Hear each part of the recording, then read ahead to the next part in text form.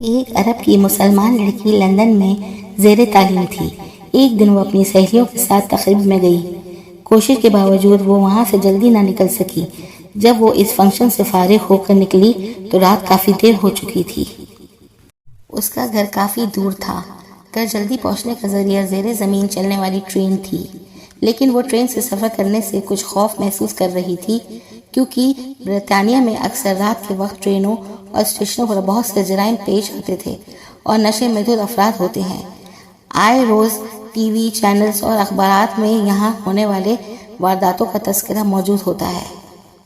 چونکہ اس لڑکی کو زیادہ دیر ہو چکی تھی اور بس کافی وقت لے سکتی تھی، اس لیے اس نے بہت سے خطرات کے باوجود ٹرین سے پہنچنے کا فیصلہ کر لیا۔ یہ بات پیش نظر رہی کہ یہ لڑکی دیندار نہیں تھی، بلکہ بہت زیادہ آزاد خیال اور لبرل تھی۔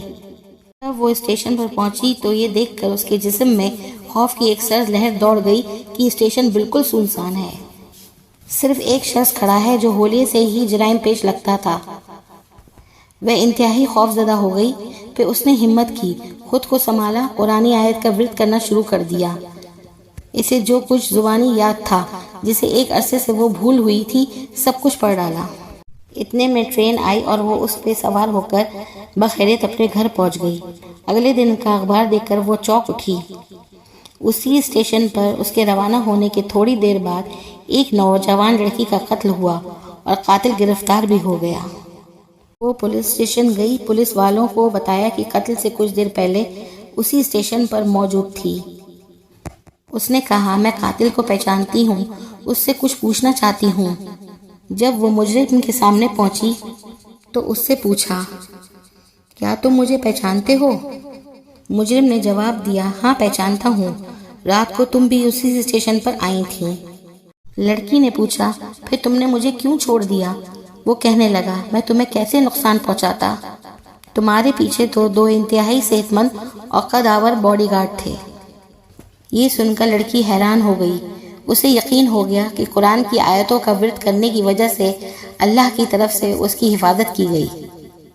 وہ واپسی پہ اللہ کے تشکر اور احسان مندی کی جذبات سے مغلوب تھی۔ اللہ کی مدد اور نصرت پر اس کا بھروسہ مزید بڑھ گیا تھا۔ اگر ہم اپنے دل کی گہرائیوں سے اللہ کو پکاریں اور اللہ کی تائید و نصرت پر بھروسہ رکھیں تو ہم اللہ کی رحمت سے کبھی محروم نہیں رہیں گے۔ اگر اس ویڈیو میں مجھ سے بولنے میں کوئی غلطی ہوئی ہو تو میں معذرت چاہتی ہوں۔ ہمارے چینل کو سبسکرائب ضرور کیجیے گا، اس سے حوصلہ افزائی ہوتی ہے۔ شکریہ۔ السلام علیکم ورحمۃ اللہ وبرکاتہ۔